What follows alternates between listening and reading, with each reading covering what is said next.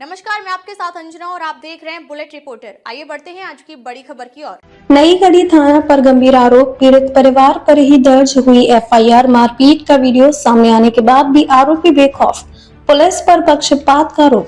मऊगंज जिले के नई गढ़ी थाना क्षेत्र से पुलिस की कार्यशैली पर गंभीर सवाल खड़े करने वाली खबर सामने आई है, जहां एक महिला ने अपने मर्द परिवार के साथ मारपीट की शिकायत दर्ज कराने की कोशिश की, लेकिन उल्टा उसी परिवार पर एफआईआर दर्ज कर दी गई।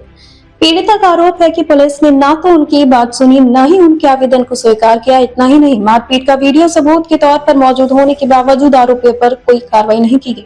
नईगढ़ थाना क्षेत्र की रहने वाली रामवती पटेल ने बताया कि उनका जमीन को लेकर श्रीनिवास पटेल और अमृतलाल पटेल से पारिवारिक विवाद चल रहा है।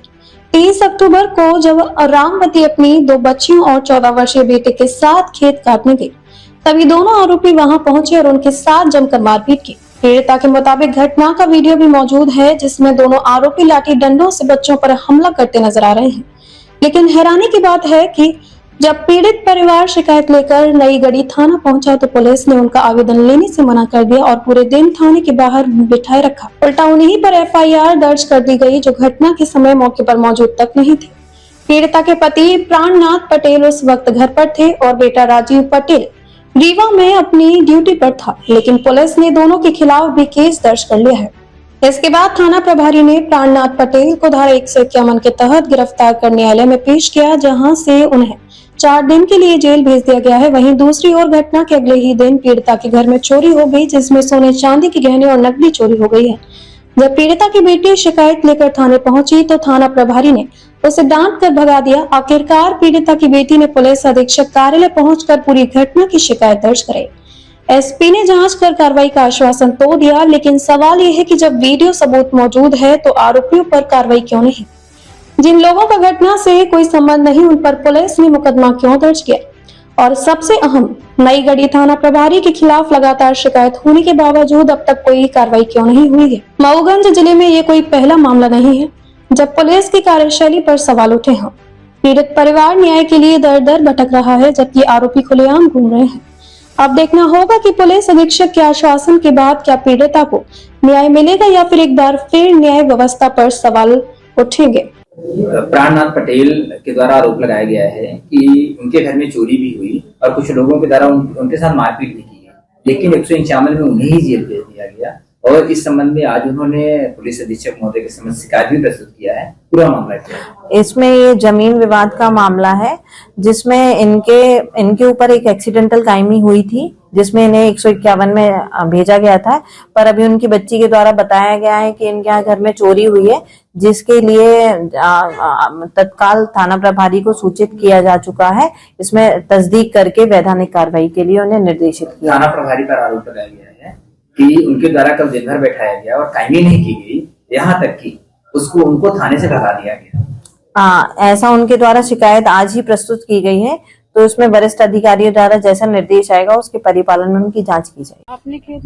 अपने खेत में वो धान काट रही थी, उसी दौरान मेरे पिताजी घर में थे। हम सब लोग भाई बहन मम्मी ये खेत में धान काट रही थी। उसी समय मारपीट हुई हमारे साथ। जब हमारे पिताजी सब लोग थाने पर पहुंचे तो रिपोर्ट लिखवाने के लिए, तो उल्टा हमारे पिता के ऊपर ही 151 की मुकदमा कायम की गई। उनको यहाँ नई गढ़ी सेंटर जेल में भेजा गया।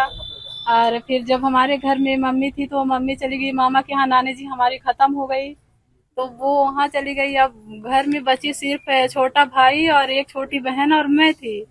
तो उसी की रात में 1 बजे लगभग चोरी हुई। हमको रात में कुछ पता नहीं चला कि कितने टाइम चोरी हुई, क्या हुआ।